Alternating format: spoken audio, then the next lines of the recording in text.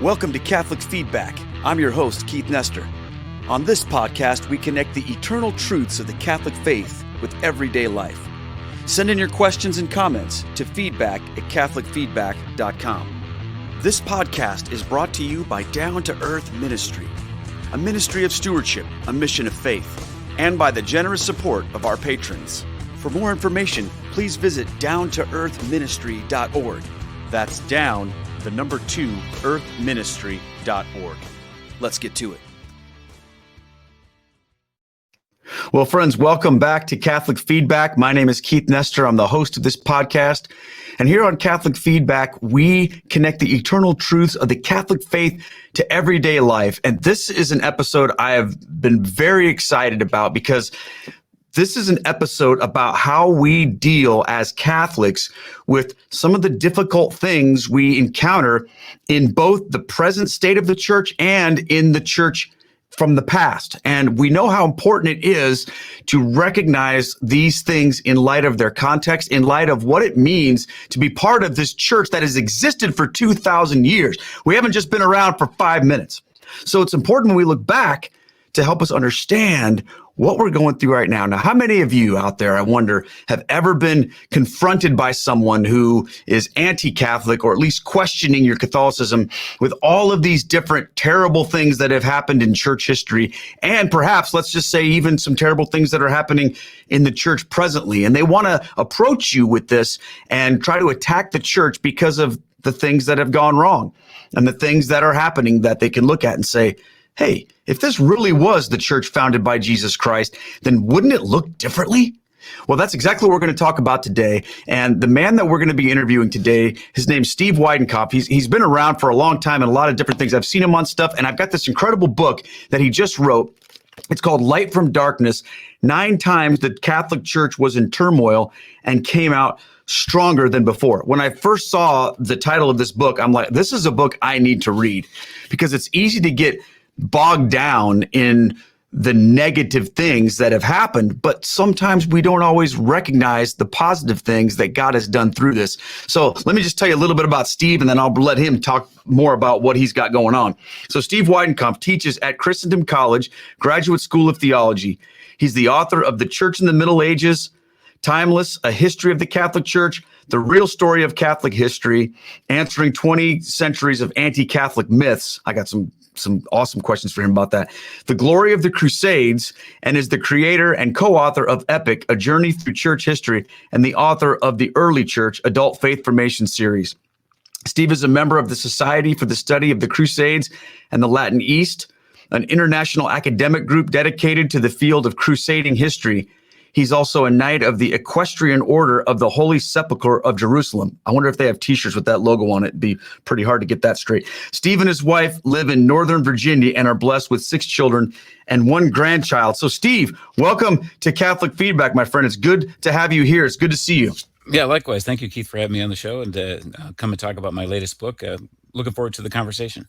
So I got to ask this question. Do you have t-shirts with that logo for that organization, the Knight of the Equestrian Order of the Holy Sepulchre of Jerusalem? That'd be something. Yeah, that's no, we don't have t-shirts necessarily with that on there.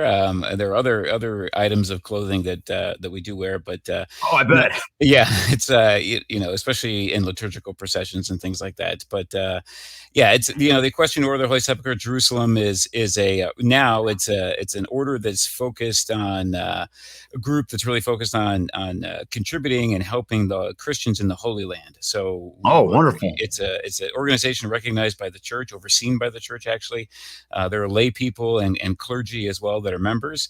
And sometimes you'll see us in liturgical processions. We wear a white cape with a red Jerusalem cross on it, with a black beret, and so you might see that occasionally in various different liturgical rites and processions, big events, ordinations, these kinds of things. But really, our principal work is charity to the Christians in the Holy Land, to ensure that there is a Christian presence in the Holy Land in the modern age. So that's awesome. That's awesome. And the Crusades, and I mean, we may talk about some stuff related to the Crusades, but when I was in my own journey from Protestantism to Catholicism, the Crusades in particular were one of those topics that were brought before me. Like, how can you be possibly interested in Catholicism because of the Crusades? And I don't know that that was given to me by people who were experts in the Crusades, but it's just one of those stock things that people can say regarding church history that is meant to discredit the Catholic Church. Yeah, absolutely. And you mentioned it, I think in the bio there you read, is that I wrote a book a couple years ago for Catholic Answers on the Crusades called The Glory of the Crusades, where I walk through a lot of those different myths that people have about them in the modern world, and peel back the onion of where those myths came from, and then present the story of what actually happened during the Crusades. And I also mentioned a few of them in another book that you talked about as well, The Real Story of Catholic History. But yeah, the Crusades are one of those events. I teach a graduate level course on the Crusades here at Christendom College at the Graduate School of Theology. So, it's hard to condense all that into a couple seconds here. But really, the Crusades are one of those historical events that have a wide acknowledgement. Like, people, when you say the word Crusades, people kind of have a sense of what they think you're talking about. So there's wide recognition about them, but there's very little serious understanding about them from most people you come into contact with. So there's a lot of academic research has been done over the last generation or so to change many of the myths that even young academics learned. I remember learning some of these myths as an undergraduate, and have been completely changed now in the light of new research. But a lot of that just hasn't come out of the academy yet, if you will, hasn't come out of the universities onto a more popular audience. So you still see the Crusades presented in a way that's extremely anti-Catholic, that's extremely negative, and then frankly, that's extremely historically inaccurate. Wow. Well, I'm already thinking about a future episode we could make just about that, and perhaps even about various Catholic myths, historical myths, because some of these things are just like baked into the conversation, Steve, well, we just take for granted that bad stuff has happened in church history. Therefore, it can't be the case that the Catholic Church is the church founded by Christ. So maybe what we ought to do is just sort of set the stage by answering that basic objection about, do bad things in church history automatically mean that the Catholic Church can't be the true church?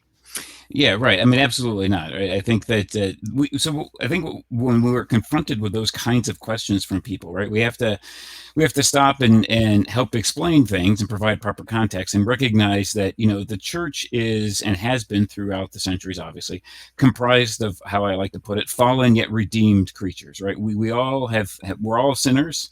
The people who came before us were sinners. Right? We're redeemed by Christ. We're members of His church, and we can live in a state of sanctifying grace, obviously being in the sacraments and being in that proper state with Him. But just because people make mistakes or have done evil things or bad things in the past, even at the highest offices of the church, I'm sure we'll talk about this in more detail as we go along, but that doesn't invalidate the church, right? I mean, yeah. Christ never said the church would not be persecuted, never said that there wouldn't be difficulty or problems within the church. He never promised any of that, right? I mean, geez, look at the very beginning of the church's history, right, with the small band of brothers, if you will, the 12 apostles. I mean, was everything perfect there? Were there no problems there? Was there no betrayal or anything going on there? Of course there was, right? There no infighting? Yeah, of course there was. So, that's just part of being human. But the point is that the church is more than just human, right? There's two elements to the church. There's a human element, and then there's a divine element. And with the human element, we can study the actions of the men and women who have come before us in faith, and we can see their virtuous actions. We can see their evil actions as well, and we can learn and grow from them, which is what I try to highlight and point out in the book. But Christ promised that He would send the Spirit to be with the church forever until He came again. And if nothing else, the last 2,000 years clearly show that the Holy Spirit animates, guides, and guards the Catholic Church, because without it, if the church was simply just a human institution, right, looking at all these, we wouldn't have centuries of scandals and evil things to look at, because the church would have fallen apart on its own, if you will, centuries ago. But it hasn't. It's still here. Empires have come and gone. Leaders have come and gone. Yet the Catholic Church remains and persists. There has to be something more than just a human explanation for that. That's how I would answer that question. That was the thing that hit me most when I was reading this book. And I'll tell you, this was disturbing to me, Steve, because I mean, I had church history when I was in school and stuff like that. But and I knew about some of the things. I mean, even from Catholics, we talk about the different crises in the church and things like that. I mean, it's hard not to know about some of it, but the depth of it that you discuss in this book with these controversies and these different things, the times that the church was in turmoil, it went far beyond what I even was aware of. And there were times when I looked at this and I just kind of thought, what is the deal here? Why does God allow this stuff? Just in my own thinking. But then when I would get to the end of each chapter, and I like how you had that set up with, you talk about the crisis and then the renewal, how God dealt with these things and what God did. And I think it's very interesting that all of the renewal that comes through, that comes as a result of this, all of the renewal that exists, God uses humans to bring that renewal, just in the same way that God used humans to bring the crises, is my point that I was trying to say there. Yeah. Yeah, absolutely right. I mean, that was one of the points for me to write the book, frankly, was I wanted to show, because when you study history and you get deeper into it, you recognize and see certain patterns, or at least, I do, as I was looking at these various crises and turmoils and things. And one of the things that you see quite clearly is that whenever there was a major crisis in the church, and frankly, there has never been a time when there hasn't been a major issue or crisis in the church, right? I mean, I only picked 9 here to look at, but throughout the church's history, there's always been issues. There's always been problems because, again, it's comprised of humans and we have emotions and we deal with things differently. And there's always controversy and conflict, and some greater than others, obviously, and some that are more far reaching than others. But what comes out of these times of crisis that's not the end of the story, I guess is another way to put it, right? The crisis is not the story or the end of the story in itself. It's what follows after the crisis. And it's not just what follows after, but it's really when you peel the onion back a little bit more and look at it in more detail, you see that it was because of the crisis that the renewal or the reform came about. In other words, that without that crisis, without that issue or that turmoil or that problem, there wouldn't have been the renewal, right? There wouldn't have been the vitality. There wouldn't have been the restoration of the faith, if you will. And so it is true. That's why I picked the title for the book, is that God truly does bring light out of darkness. And that gives us a greater sense of hope in the modern age, right? That when, that it's learning church history is not just to say, times were worse in the past, right? Which is one aspect, but it's even more than that, right? It's to say that when there has been turmoil, right, God has brought goodness out of it, light from it. So, our anxiety should hopefully lessen, and we should just have hope and trust in the Lord that will continue. So what made you decide to write this book now? Yeah, great. So great question. I mean, the book has been kind of a thought for a number of years, and it kind of came to me as I went around teaching, giving talks and presentations on church history at parishes, especially in the last several years, let's say within the last 4 or 5 years or so. I would always get questions from people, at least one question or so from the audience, that would be, to the tune of, are we living in the worst time ever in church history, right?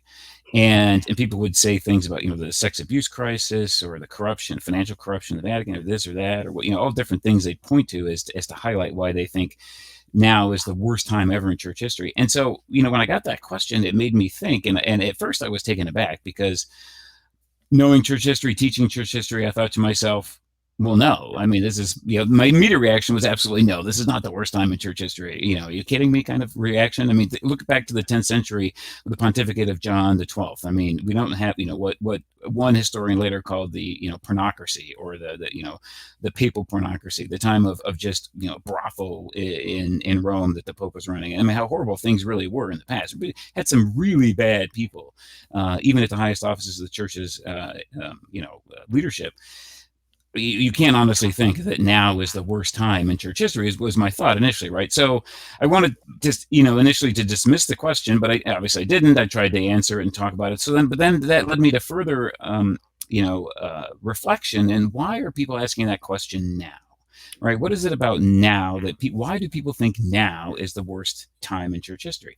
And so I came to answer that question really in 2 different ways. One is, maybe it's just a lack of historical knowledge, right? People don't know about Pope John the 12th, or maybe they've heard of the Renaissance papacy, but they don't really know a lot about it. Or maybe they don't know anything about the 11th century, clerical sexual crisis, and issues with that, immorality that was rampant in the church.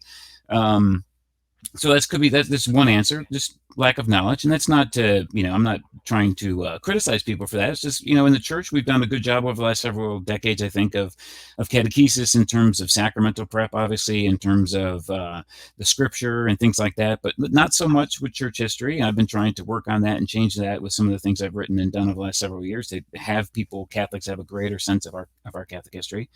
So that's one answer. But then going further deeper into that, I thought, well, I think there's something else here at work, right? It's not just a lack of knowledge. I think it's a lack of historical perspective as well. And so why is there that lack of historical perspective? Well, I think it's because of the way our society is structured, right? The way that we live in our current society in terms of everything is in the present. And I'm not the only one who's reflected on this. I have many quotes in the book from Benedict XVI, even Pope Francis, others who have commented on this about the fact that our society now tends to have us focus so much on the present that we ignore the past, right? Whether we know it or not, we still tend to ignore it, if you will, because, whether it's the media that highlights a story and it bombards us with that particular story over and over and over again on the 24-hour news cycle, that every crisis tends to be the crisis. And so we're so fixated on the present that we can't take a step back and realize that, there have been times that are worse than the ones we're living in now.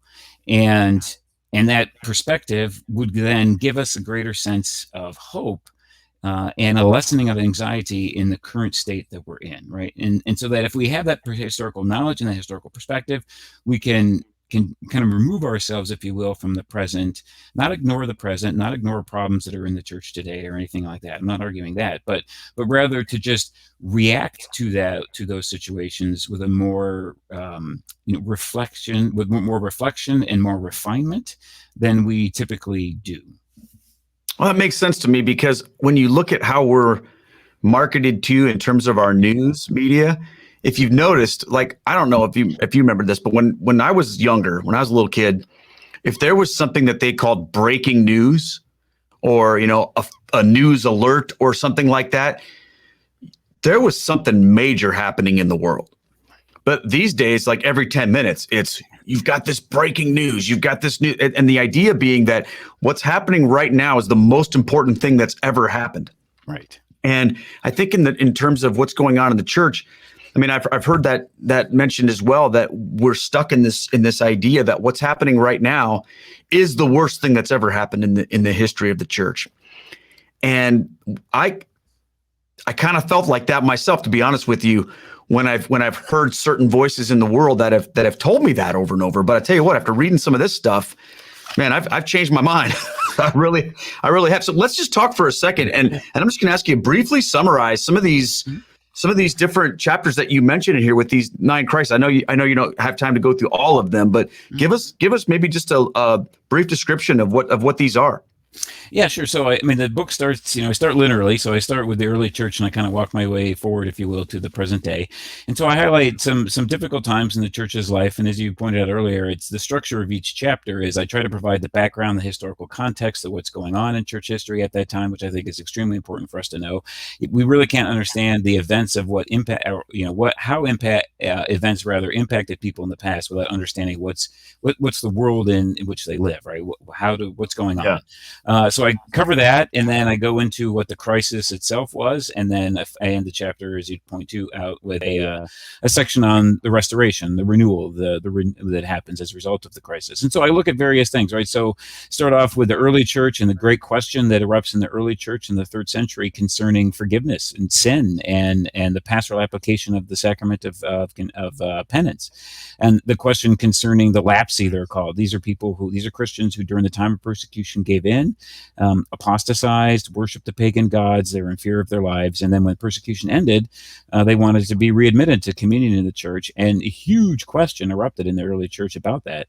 And I like to highlight that because A, I think many people don't know about it, and B, about that particular question.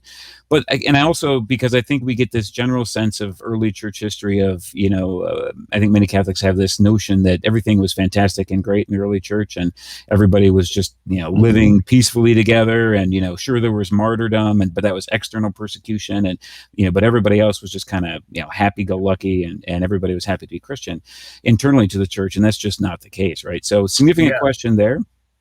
So I go through that and talk about that issue. I look at, going forward into history and look at various times of major crisis, like the 11th century clerical corruption and sexual immorality situation, where in the 11th century you had two great ecclesiastical abuses that were going on in sin. One was the sin of simony, it's called, or the buying and selling of the clerical offices. Which was a significant issue, a massive corruption. And then there was also clerical sexual immorality, where you had clerics, religious as well as priests, who were not living their promise of celibacy. Not only was there priests openly marrying women or having concubines and having children with them, but also there was rampant homosexuality in most of the Benedictine monasteries throughout Christendom as well, which is a significant problem, and sin and scandal. And so look at that and how that's brought about a great reform and great renewal. One of the greatest reform movements, frankly, in all of church history came out of that particular situation. Look at how the church has tried to free itself from secular control and secular, interference with the papal reform movement, of how the Pope is elected in particular. I look at the Avignon papacy, when the popes moved to the south of France and lived there for nearly 70 years, and the scandal that caused and the impact it had on the church. The Great Western Schism, when at one point there's three men claiming to be pope, which was another serious problem question. The Protestant Reformation, or what I refer to as the Protestant Revolution, and how that brought about a great reform as well. The Catholic Reformation itself, and then a little bit about the modern world with the Enlightenment and its impact on the church. And then ending in that our current time of modernism and neo-paganism. So.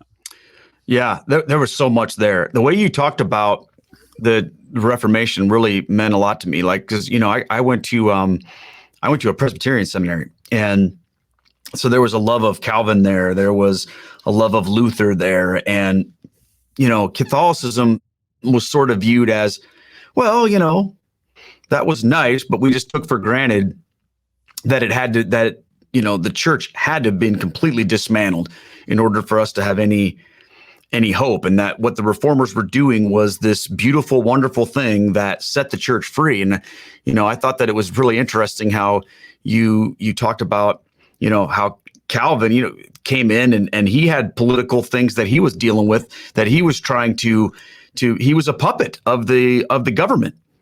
And I thought it was interesting how you talked about how he was actually kicked out of Geneva before he came back. And, because I think we can fall into a trap of sort of believing the myths that we hear about church history, that everything going on in Protestantism was awesome and everything going on in Catholicism was horrible. And then we can just sort of go, well, how then can we find the truth of the Catholic faith and all this without completely checking our brains at the door? And, you do a lot in this book to help us understand, you don't sugarcoat it. You don't say, oh, these things weren't bad, which is what sometimes I think people are trying to do, like even in the crisis today, Steve, is to act like it's not happening. But I don't feel like you've done that in this book, but yet you've still found a way to show this renewal. So I got a couple questions for you about these crisis that you talked about. And I thought the way you started with the lapsy was very interesting, because that is a crisis. People saying, hey, we gave up so much to follow Jesus. These guys caved in. Why should we let them back into the faith? Yep. That is a crisis.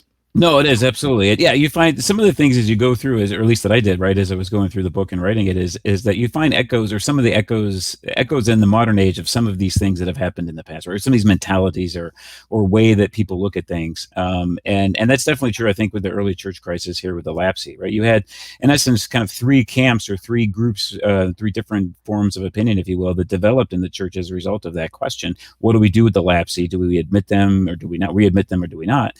And, you had the one group, the rigorists there, right, who say, kind of like what you just put it, that, no, we suffered. We had family members imprisoned or killed or whatever during the persecution. We held fast. These people did not. Now they want to come back in when it's peaceful. Well, no. I mean, and that's a very human reaction, right? I mean, we can really, I think many people, we can resonate with that kind of initial response, right? And it's an understandable response. And then, so that's one group, if you will. And that led to a serious problem in the church. I mean, one rigorist, St. Saint Hippolytus became the first anti-pope as a result of that, right? He was very adamantly opposed to the readmittance of these people, these lapsi, to come back into communion in the church, and was angry at the Pope for being merciful. And so he had his followers elect him Pope himself. So he established himself as Pope and reigned as he was authoritative and whatnot through several different pontificates. But the beauty of his story, right, is that he was arrested in one of the follow-on persecutions, sent to the mines of Sardinia, along with the validly elected Pope, St. Pontian.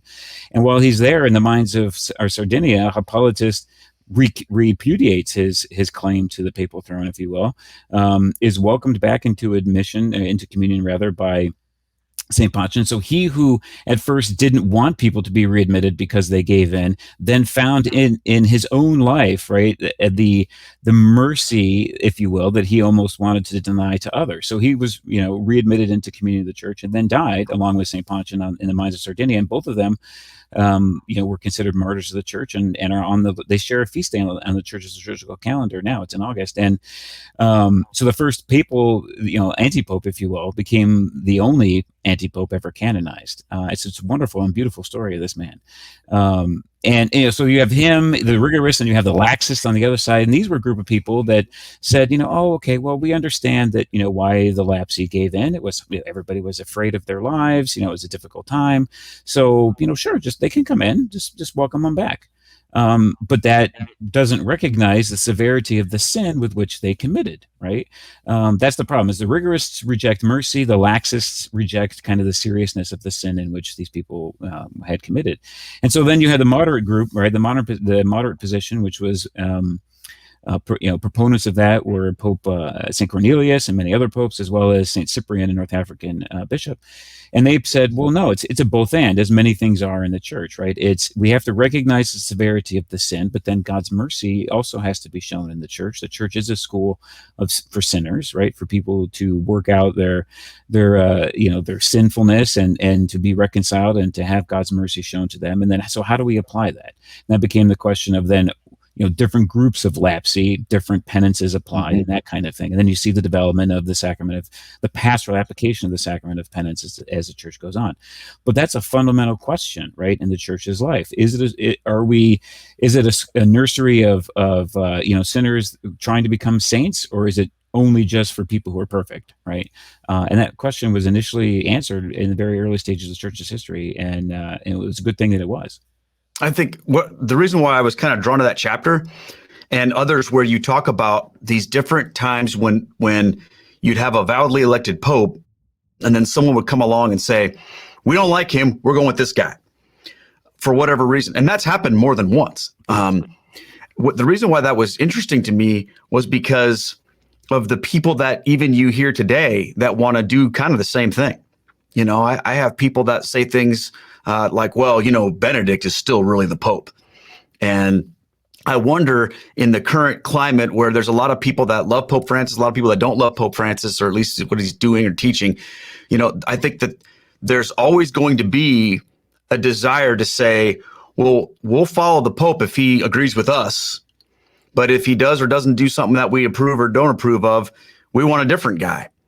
And that's nothing new either, is it? Apparently not. No, it's absolutely not. And sadly, right, because that's what we would, that's Christ established the papacy to be a source of unity in the church. That's the function, really, if you will, to break it down, of the Pope. That's what he's supposed to do, is unite the brothers, right? That bishops are supposed to be in communion with him. The followers of Christ in the church are supposed to be in communion with the Holy Father. And, there have been, as I point out in the book, as you show, right, as you said, that there have been times when, the vicar of Christ, the Bishop of Rome has not, the occupant of that seat has not been worthy of the seat, if you will, and that's sadly happened in a lot of times throughout the church's history. But that doesn't invalidate the office of the papacy, number one. And then number two, if just because we disagree with something that the Pope says or does, that shouldn't, we shouldn't, our immediate reaction to that shouldn't be, well, there should be a different Pope, or, I'm just going to reject this Pope or whatever. That doesn't, that's not the proper Catholic response to that, right? You see, even in times of great crisis, people who have called for reform in the church's life still recognize the validly elected pope, whether he was a virtuous man or not, whether he was a moral man or an immoral man, right? You still recognize you still have filial obedience as a Catholic to the office. And so to clamor for another man to be pope, or to become, to claim that you are a pope yourself, and enter into schism, is not the Catholic way to handle things, frankly. I just think it's human nature, though, isn't it? And because and when I read that book, when I read this book, that was the thing that hit me was, because it seems like such a novel thing for someone to say, well, is this guy really the Pope? But you look back in history, that's what people have been doing since the beginning. If they disapprove or don't like, there have often been times where people have tried to redefine that. But of all of the crises that you've looked at, and I'm sure you have 9 in this book. I'm sure you could have had more than that, as you mentioned it. Because the thing that struck me was it was linear. There wasn't it didn't skip centuries. There's always something. But just in your personal opinion, which do you think was the worst? Yeah, that's a great question. I mean, in terms of let me put it. Let me. I'll give you a long-winded answer to a very easy question, I guess, right? But Okay. I'll say that it kind of depends, because I think there are different kinds of crises, if you will, right? There's internal crises in the church, right? Mm-hmm. The lapsy, I think, would be one we just talked about in detail. Those are more internal kinds of issues and internal crises. Then there are some that are external crises as well, where you have secular lords, let's say, secular rulers trying to control the church and interfere with the church's life and interfere with the election of popes and things like that. So that's an external crisis, if you will. And so I think probably the most difficult one, or the one that's the worst, would be one that maybe would combine both of those elements, an internal crisis as well as an external crisis. And so for me, I guess I would really point to the 13th century, right? The 14th century rather, where we have this huge crisis in the papacy. And it's a century that I think is incredibly important. So it's a chapter on the Avignon papacy and the Avignon papacy. Okay. Yeah. The Great Western Schism. Yep. Yeah. Okay. And so I think, many people have heard of these events. There was a time when the popes lived in the south of France. Sure.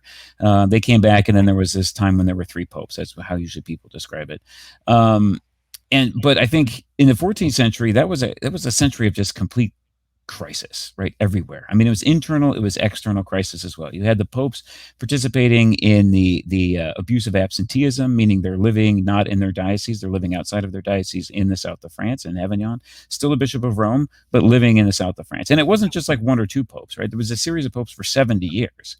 That's a significant time, right, in the life of the church, in the life of Catholic. I mean, as a Catholic, during that time, you could live your whole life in that. You could live your whole life, right? And they're always in the south of France, so that's significantly bad.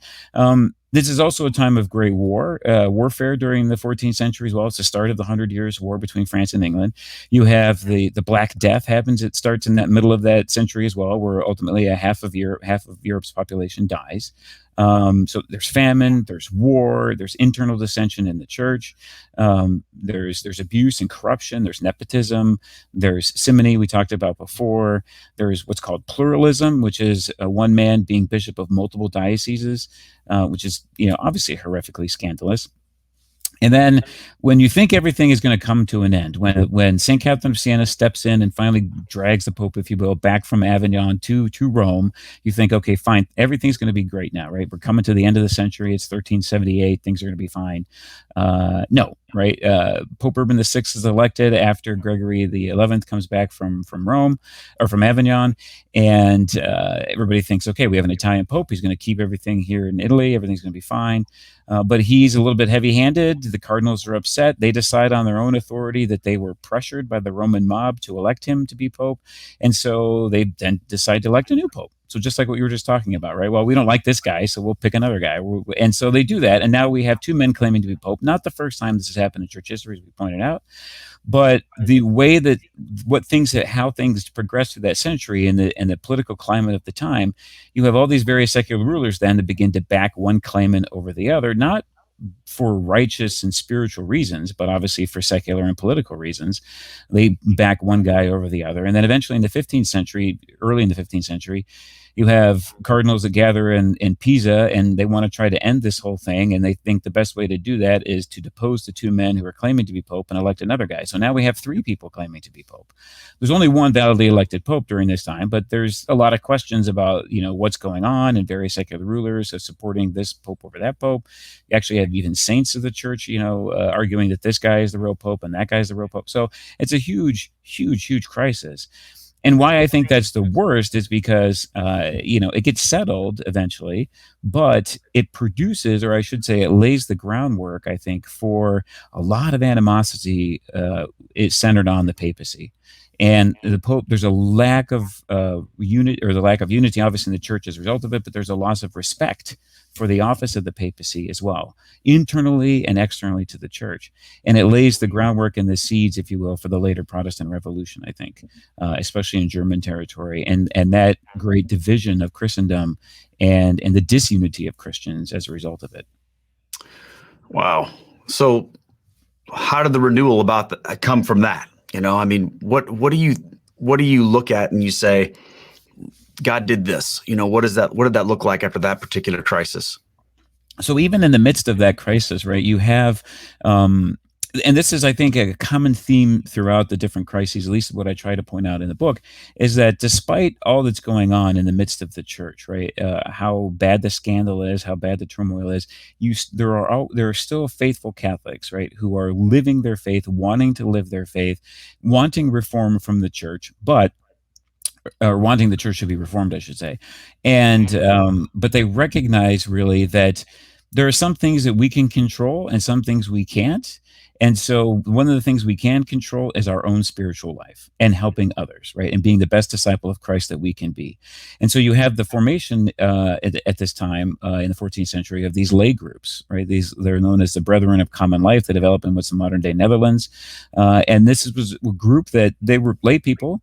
They didn't take, the evangelical councils. They're not religious. They didn't take any vows of poverty, chastity, obedience, but they would live together in a community. They would study the scripture together. They would pray. They would, participate in the sacraments.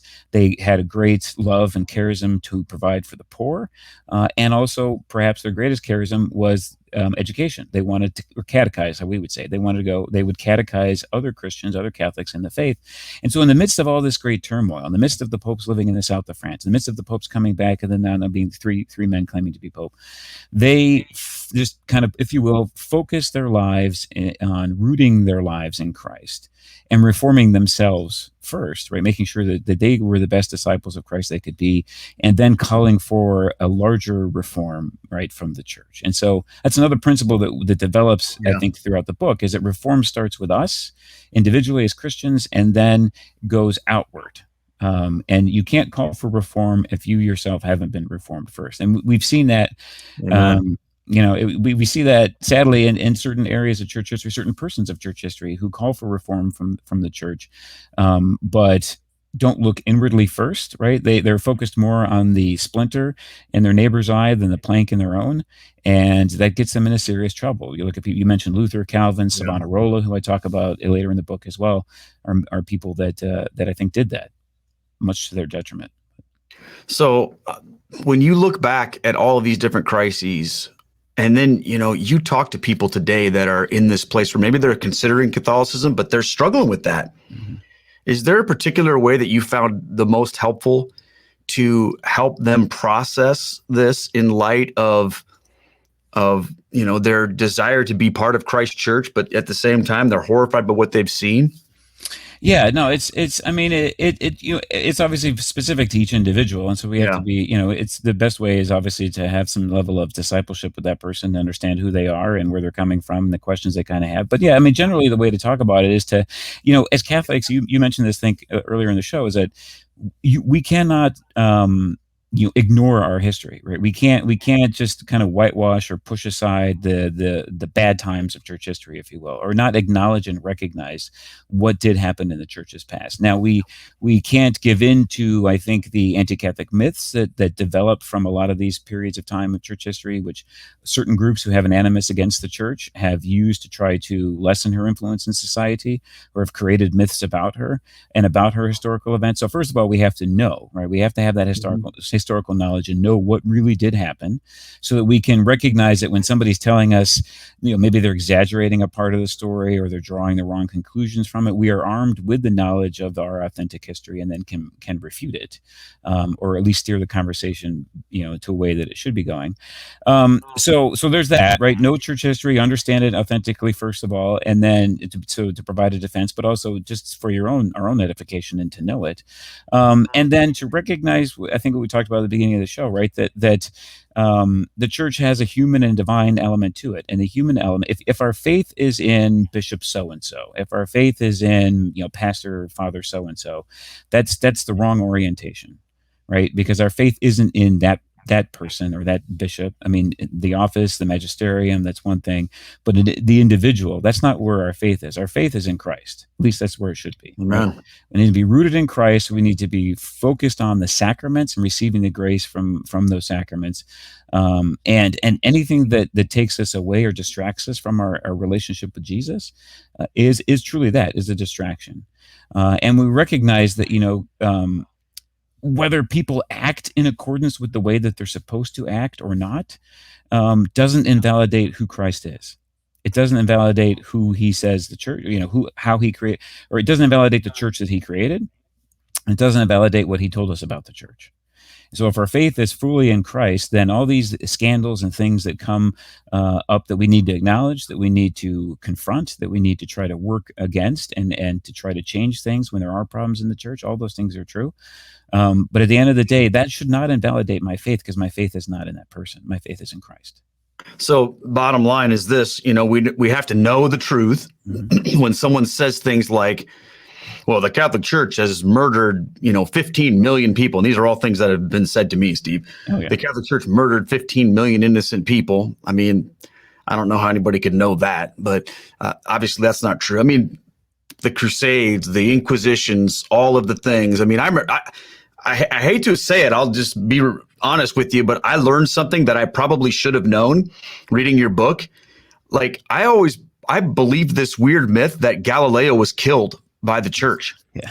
And when I read the book, I'm like, wait a minute, it says he lived another 9 years after this. And so I looked it up on my phone. I was looking up, I'm like, I swear I've been told by some Protestant, Catholic hater that, well, the Catholic Church killed Galileo. Oh, then I thought maybe it was Copernicus. So I looked back. Nope, that didn't happen either.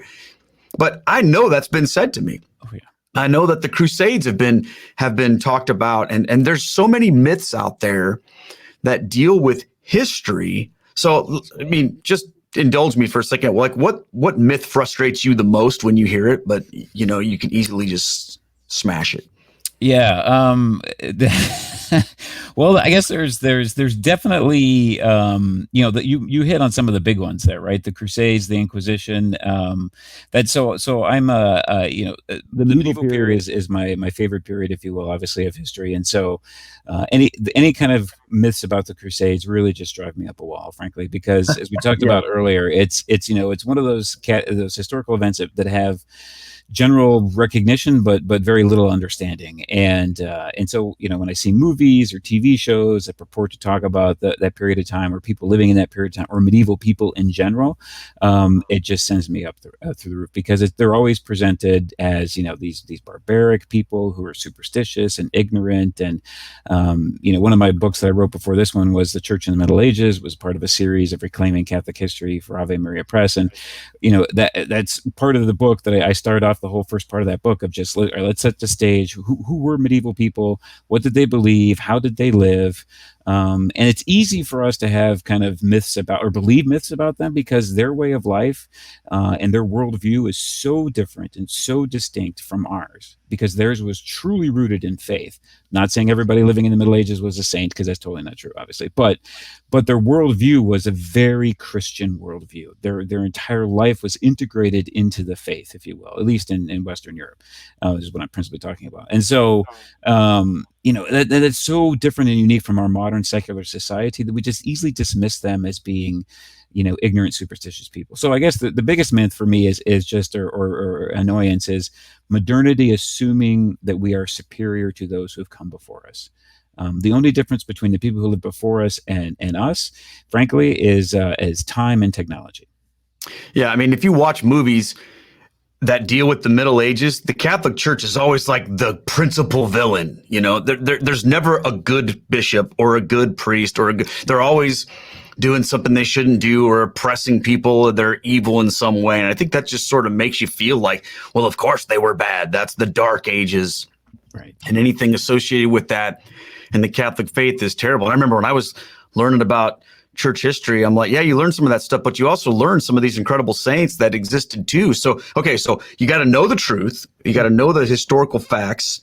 And then I think the second thing you said that I thought was pretty interesting was you've got to be looking in the right place. You got to recognize what the target is. And the target is Jesus Christ, not the behavior of human beings. Right. So we have to know the facts so we can deal with these myths. We have to remember to whom the author and perfecter of our faith is, and the focus of our faith is Jesus Christ. And then I think the third thing that you mentioned was we have to make sure that we in ourselves are recognizing our own deficiencies and our own lack of holiness before we're willing to cast the judgment on other people. Did I kind of summarize what you were saying there? Yeah, absolutely right. That's you hit it all right in the head there. And then I try to encapsulate all that, if you will, or at least the last element of what you said in the last chapter of the book, where I give a historical case study, if you will, on how to respond to church crisis and how not to, because that's a serious question that many people have today. Like how am I supposed to process all of this? Right? There are problems and turmoil and issues in the church's life today. I mean, no one's saying that there's not. There's a clerical sexual abuse crisis. There's been financial corruption. There's And so how do we deal with that, right? So I didn't want to just leave the book with, oh, here's a whole bunch of crises. Reform and renewal have come from those crises, but that's not the end of the story, right? I wanted to end it with how do we deal with it? What's the practical application of that, if you will? And so I look at two different lives, right, of Catholics living during a time of crisis and how to respond properly and how not to. And in that chapter, I look at two Dominicans, one very well known and one probably not so well known, but St. Catherine of Siena, everyone at least has heard her name or knows generally about her. And she lived at a time when we just talked about it, the Avignon papacy of the Great Western Schism. She was the one that really got Gregory XI to come back to Rome. But how she lived her life and how she processed things and how she looked at the world and her interaction with popes was a thoroughly Catholic way, right? She encompassed all these things we talked about, right? Starts with me having humility, recognizing I'm a sinner. I need to, receive the Lord's, I need to be in communion with Him. I need to focus on my own spiritual life and prayer life, and in obedience, and always have obedience, filial obedience to the church. It doesn't mean that's not a blind obedience of never questioning or never, criticizing things that are wrong or anything like that. I mean, St. Catherine very much did that, but she always did it in humility, right? With humility. And you contrast that with Savonarola, who most people probably haven't heard of. It's a 15th century Florentine Dominican who railed against abuses of his own day and age, rightly so, and many of them, but he took it a step far. He got himself embroiled in politics. He began to think that he had the answer, that he was right, the Pope was wrong, and he really just lived a life of disobedience, entered into schism, embraced heresy even, and then was condemned and burned by the Florentine government for the way that he kind of tried to do things.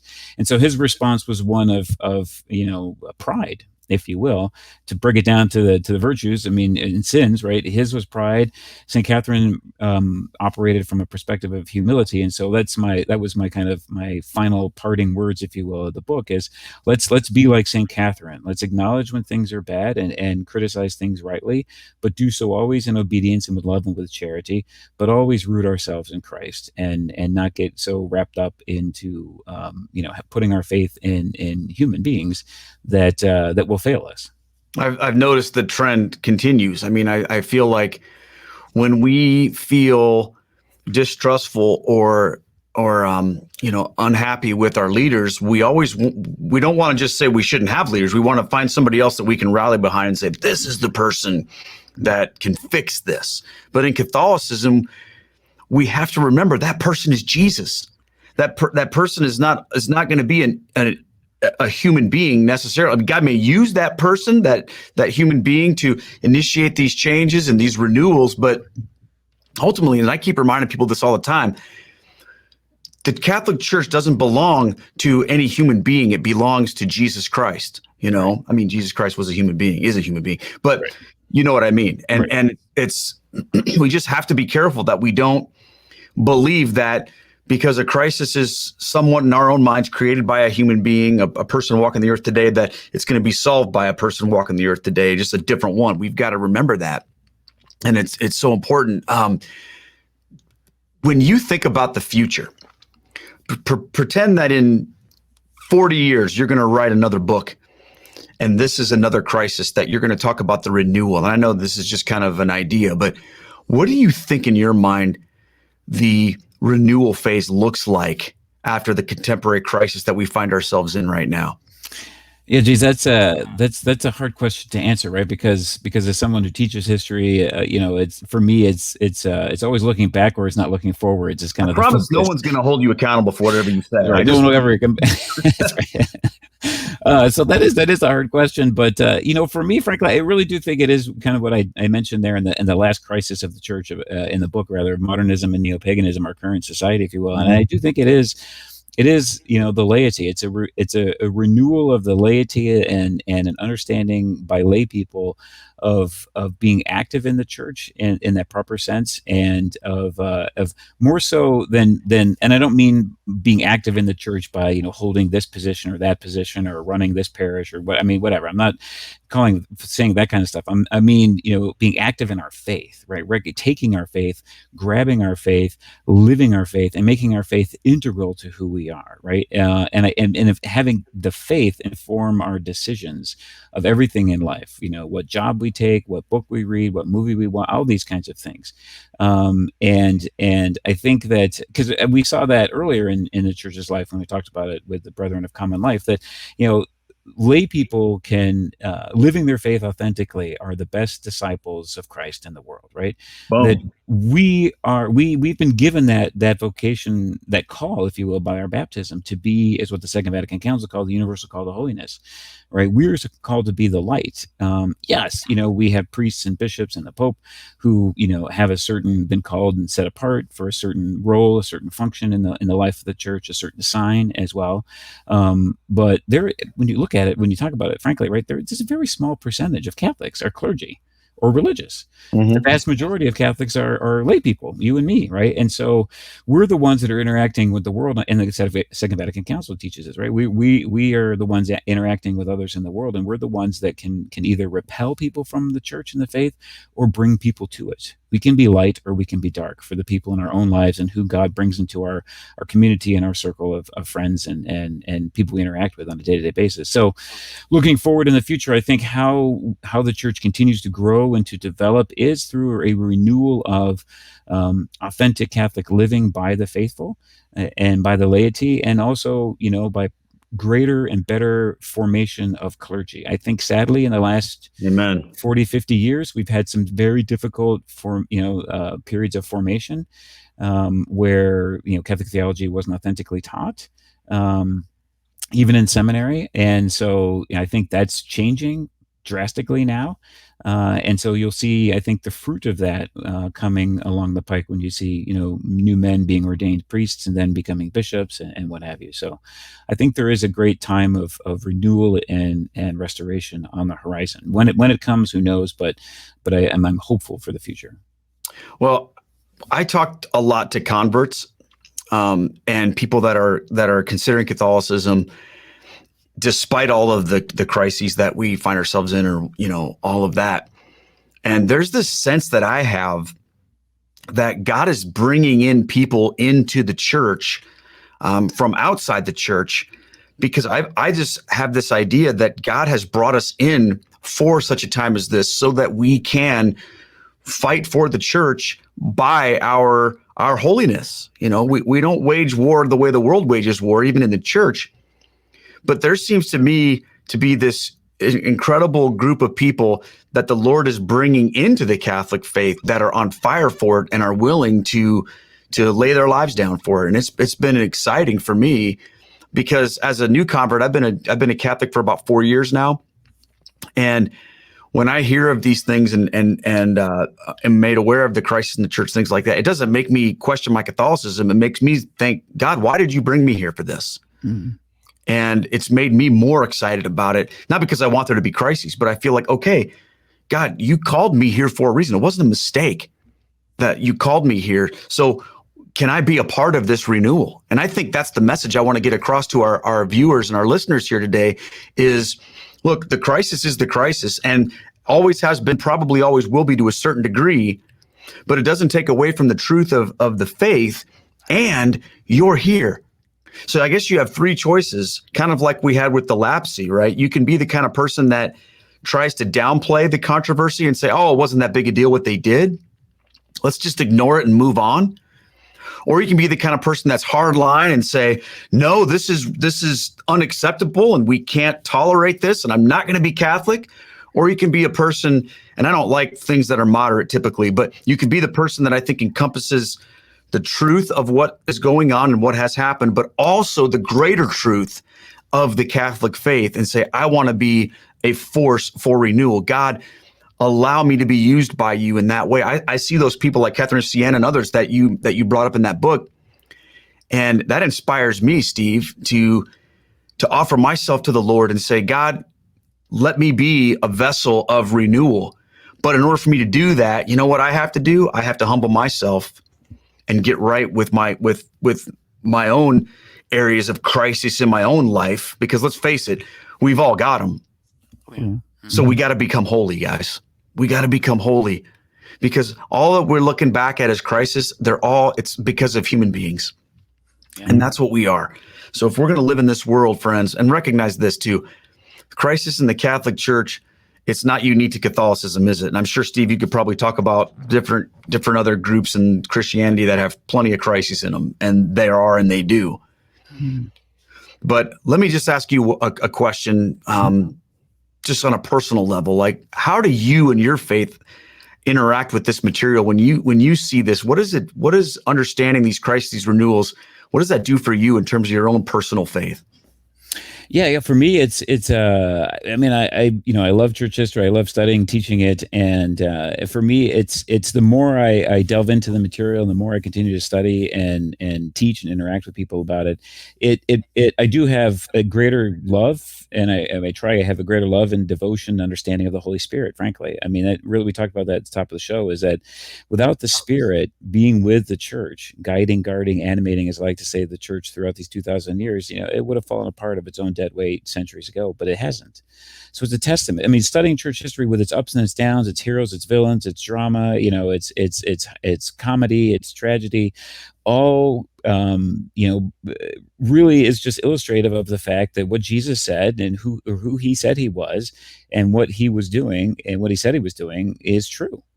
And it just really invigorates my faith. And studying the lives of other people, like St. Catherine of Siena, of other lesser known Catholics, if you will. I mean, it's kind of my focus now is trying to tell the story of lesser known Catholics who are not. Idea. Catholics who are not canonized saints, if you will, but people who were just important, everyday lay people who lived their faith in the time in which they were called to live, like you just mentioned, given a certain role at a certain time in a certain century by God, and they lived their faith as authentically as they could in the context in which they were told to do so, and again the time in which they were given, and that invigorates me. It emboldens my faith, and it gives me, again, a greater sense of hope for the future, and helps me to focus more on myself, in my own personal faith life, and not, sweat and worry about, things. So when a headline comes across, like you said earlier, about the breaking news of, Pope Francis says this, or the Catholic Church says that, does this, or this bishop does that, you read it, you go, okay, what's going on? You're aware of it, but then you're like, okay, I'm just not burying my head in the sand, but I'm not letting that upset my peace and my joy in Jesus. Amen. Amen. Steve, where can people find out more about this book and get it, and find out more about you? Yes, sir. So the book is published by Catholic Answers Press. So the best place to get it is from their website, which is shop.catholic.com. And I do have my own website. It's my name, just one word, steveweidenkopf.com, where I have a list of books and articles and other things that I've written in the past. And you can check out more about me there if people are interested. Well, I want to thank you for coming on the show, of course, but also, for writing this book. This is probably, in my opinion, one of the most needed things that we have right now. So I encourage everybody who's wrestled with these ideas. I promise you this, in conversations that you have with your non-Catholic family and friends, someone will bring up invariably something from the history of the church that may or may not even be true as a way to attack it. And if you have this book, you'll be able to have a better picture of how to deal with that. So I encourage all of you guys to pick that up. Steve, thank you so much for coming on Catholic Feedback. And I've already got in my mind like 2 or 3 other conversations I'd love to have with you down the line. So if you're up for it, we'll bring you back. And I'd love to talk with you more about some of these other myths and maybe even some of those saints that you are digging up that's from the standpoint of lesser known saints that we need to know about. That could be some cool stuff to talk about too. Yeah, absolutely. Keith, thanks for having me on the show, but happy to come back and talk to you about other topics as well. So thanks. Absolutely. Well, God bless you, my friend. Thank you again. And I pray the Lord's blessing on your family and on your ministry, and most of all, on your relationship with Jesus. Steve Weidenkopf, everybody. Thank you so much. Thank you. Wow, friends, what an incredible conversation. We could have gone on for a lot longer about this. I love church history. It's one of my favorite things to study just in my own free time. Not that I'm an expert on it, but to hear some of these answers that Steve was able to give and to share in this book has really been helpful to me on my journey. So I want to once again encourage you guys to check that out. Friends, thank you so much for all you do to support the work here at Catholic Feedback. It has been an honor to spend this time with you, my friends. Remember this, if there's anyone in your life that you're trying to help connect these eternal truths of the Catholic faith to, those answers are there. And Catholicism is not just about, some ethereal philosophy or ancient religion. Friends, it's everything. And it connects to our eternal lives. So pray to the Lord that he would help bridge that gap. And I'm thankful for the opportunity that I have to help with some of that here too on Catholic Feedback. God bless you, my friends, and we'll see you next time. Bye-bye. Thanks for listening to Catholic Feedback with Keith Nestor. Send in your questions and comments to feedback@catholicfeedback.com. This podcast is brought to you by Stewardship, a mission of faith, and is also supported by our team at patreon.com/Keith Nestor. Please consider joining our support team. Catholic Feedback is a production of Down to Earth Ministries. For more information about Down to Earth or to bring me to your parish or event, visit down2earthministry.org. See you next time.